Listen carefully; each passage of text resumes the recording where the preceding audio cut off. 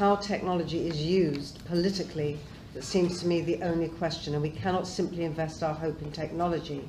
Arendt's point culminated in her brilliant essay, Lying in Politics, where she said the violence of state power has now capitulated to the violence of the lie in relationship to Vietnam, where there was no attempt to actually control the territories. There was no attempt to win anymore. There was simply an attempt to control the inaccessibility to knowledge of the people in relationship to what America was doing.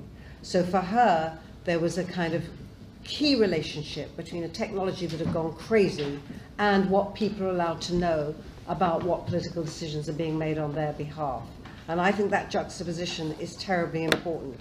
Now that relates back to the earlier discussion, because there is a kind of unveiling notion of the lie in relationship to a possible accessible truth.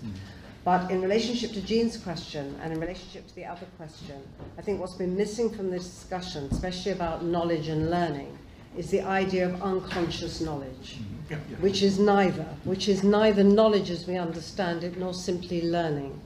And if we're talking about hope, there's a very important moment for me in Melanie Klein, where she says why she is forcing Richard and why she forces her patients to confront psychotic anxiety. And this was the bust-up in the British Society of Psychoanalysis in the 1950s, because Anna Freud said, be nice to your patients, reinforce their sense of themselves, give them a stronger sense of who they are, let them identify with you as an analyst. And Melanie Klein said, no, negativity, it's the only way to go.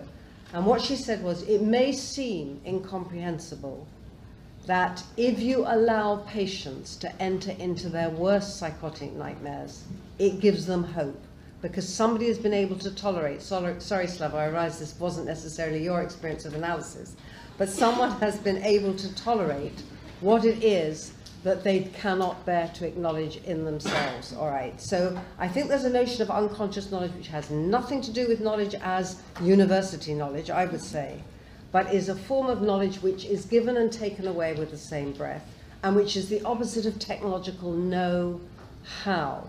Now, if I can just relate this back to the question of violence against women, when somebody like McKinnon says that man equals violence equals power, right?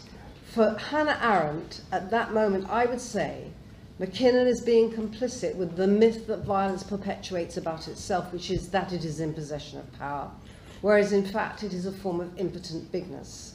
So I would say where hope resides is in taking these moments of crunch identification, pseudo-knowledge, pseudo-mastery, pseudo-technological progress, which, as I say for Arendt, went straight to Vietnam, and allowing for breaks in the system in which the political, as well as I would say the unconscious, have a chance to speak.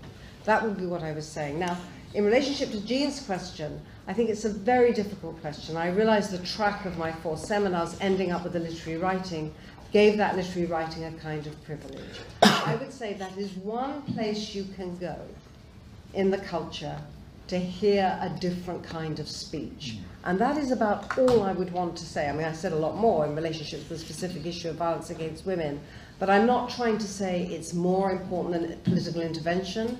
I'm not trying to say that it's more important than psychoanalytic practice. I'm not trying to say it's more important than the kind of tentative learning and unlearning that I like to think we do in this summer school every year. But it's one place where I choose to go. It's very personal in that sense. Okay. So that would be, I mean, I know I've not made you happy. I know you totally disagree, but others will have other things to say.